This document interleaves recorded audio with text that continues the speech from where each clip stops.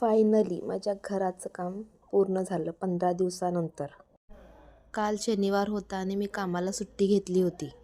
कारण माझं घर 15 दिवसांनी अखेर पूर्ण झाली आणि ते नीट स्वच्छ करायचं होतं. सगळे आधी आवरलं, नंतर घर स्वच्छ धुतलं. पेंट झाल्यानंतर जे धूळ होतं ते स्वच्छ धुवून घेतले. अंघोळ करून आले आणि कपड्यांचा ढीग पाहिले. इकडे सासूबाई स्वयंपाक करत होते आणि असं दिसत होतं माझं घर.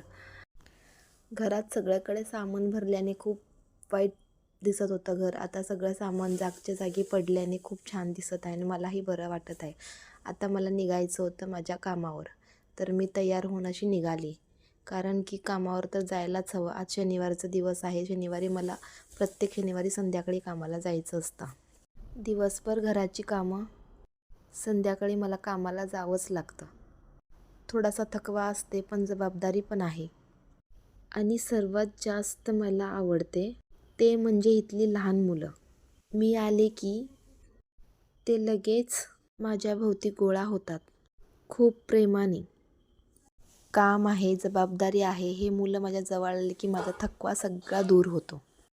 मी त्यांना विचारलं, आज काय खाणार? तर ते बोलले मला पॅनकेक. पॅनकेक त्यांना एवढं आवडतं ना, तर मी बनवायला सुरुवात केल्याबरोबरच त्यांना खातच राहतात.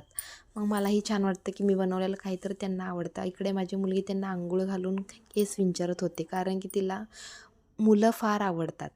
मग असं मी पॅनकेक पण तयार केले. तोपर्यंत पॅनकेक टेबलला लावले आणि मुलांना मिठी मारून नंतर मी घरी निघाले.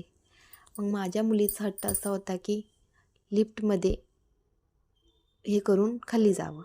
मग तसंच आम्ही लिफ्टमध्ये गेलो आणि खाली गेलो. खाली गेल्यानंतर रस्त्यावर बाहेर येऊन गाडीवर बसलो. गाडीवरून निघाल्यानंतर रस्त्यावर एवढं की लगेच घरी पोचलं. घरी पोचल्यानंतर असा होता माझा आजचा दिवस. Bye bye.